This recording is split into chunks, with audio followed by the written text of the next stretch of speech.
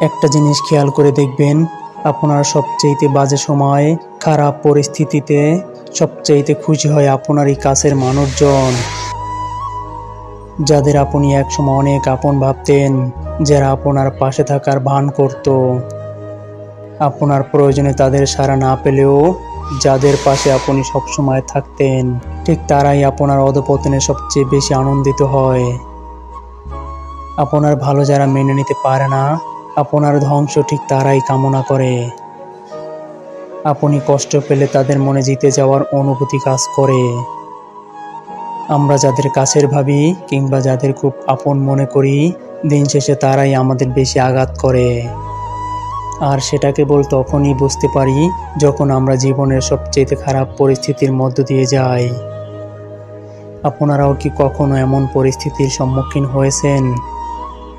যদি হয়ে থাকেন তাহলে কমেন্ট করে জানাবেন। সবাই ভালো থাকবেন।